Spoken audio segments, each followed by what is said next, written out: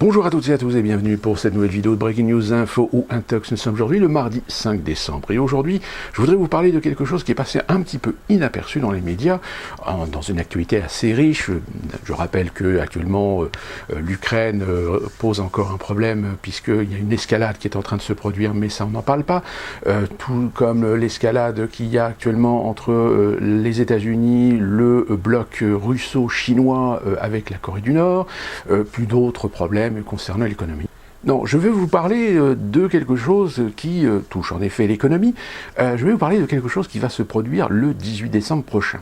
Il y a de cela quelques jours, on a appris que le régulateur américain des marchés a autorisé les banques, les sociétés financières, et bien tout simplement à pouvoir adosser les produits dérivés sur du Bitcoin. Le Bitcoin, la fameuse crypto-monnaie dont on parle depuis quelque temps maintenant parce qu'elle a explosé les plafonds, eh bien, les banques, les sociétés d'investissement vont désormais pouvoir spéculer leurs produits dérivés en Bitcoin. Alors le Bitcoin, c'est quoi ? Pour ceux qui ne connaissent pas, pour ceux qui ne savent toujours pas ce que c'est une crypto-monnaie. Qu'est-ce qu'on appelle une crypto-monnaie ? C'est tout simplement une monnaie virtuelle qui a été créée en 2008 par un japonais qui s'appelle Satoshi Nakamoto, je crois, qui ensuite a réussi à mettre en place un système en open source sur Internet à partir de 2009 et par conséquent, la plupart des gens ont pu tout simplement acheter du Bitcoin et par effet de levier sur la valeur, on va dire,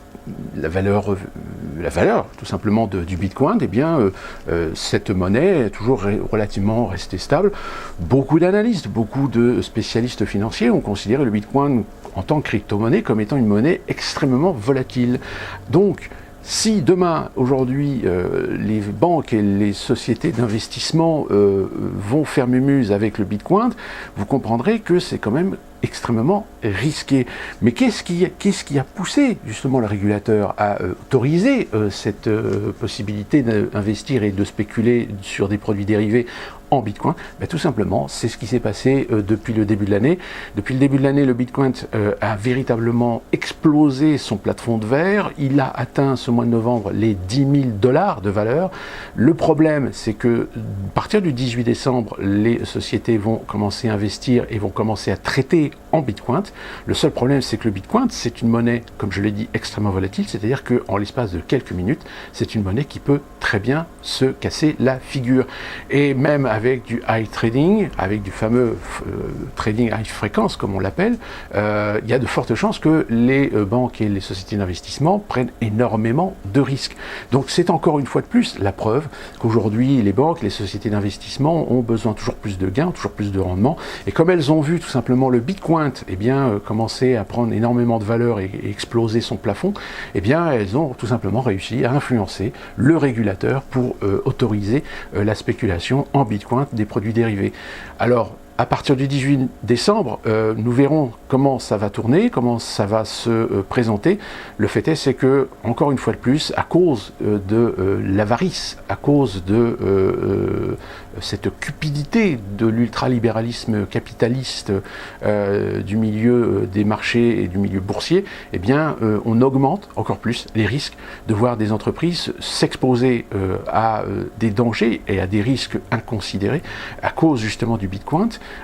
Donc le Bitcoin, je le rappelle, ce n'est pas une monnaie fiduciaire, ce n'est pas une monnaie qui est reconnue dans le système monétaire international parce que c'est une monnaie virtuelle, comme il en existe une centaine d'ailleurs, mais c'est aujourd'hui celle qui est la plus utilisée, tellement utilisée qu'aujourd'hui, aux États-Unis et certainement en Europe, vous pouvez aussi maintenant payer en Bitcoin, même si la valeur est assez variable et même si aujourd'hui, ceux qui ont eu du flair, qui avaient acheté il y a peut-être l'année dernière du Bitcoin, aujourd'hui sont quasiment millionnaires parce que vu que la valeur a quasiment quintuplé en l'espace d'une année, aujourd'hui on peut considérer que c'est une bonne raison pour les banques et les sociétés d'investissement de s'être investis à influencer le régulateur américain pour pouvoir leur permettre de pouvoir spéculer avec leurs produits dérivés sur le marché. Alors vous allez me dire, oui mais c'est le marché américain, c'est pas le marché européen.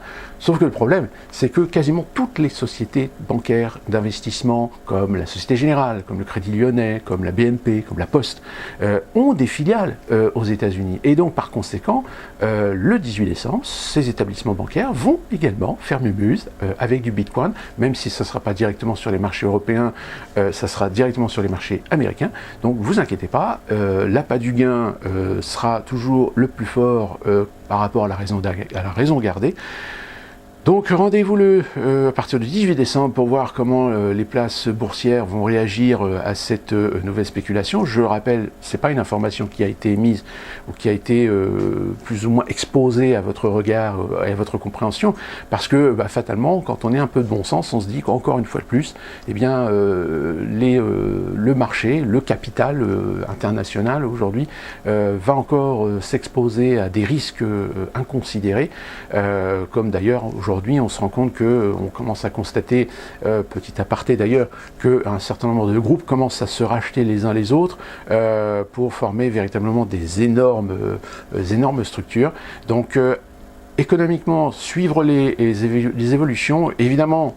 Je vous informerai de l'évolution de cette chose sur le blog.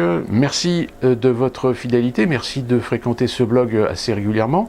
Ne vous inquiétez pas si vous voyez qu'en bas les vues ne sont pas du tout élevées, voire quasiment inexistantes. C'est tout simplement parce que YouTube ne reporte pas les vues qui sont faites par l'intermédiaire d'autres supports. Et en l'occurrence, si vous voyez cette vidéo sur le blog, eh bien les vues ne seront pas comptabilisées par YouTube. Il faut que les gens aillent voir directement la vidéo sur YouTube pour que le nombre de vues soit comptabilisé. Voilà, c'est juste une petite explication parce que j'ai eu quelques commentaires là-dessus.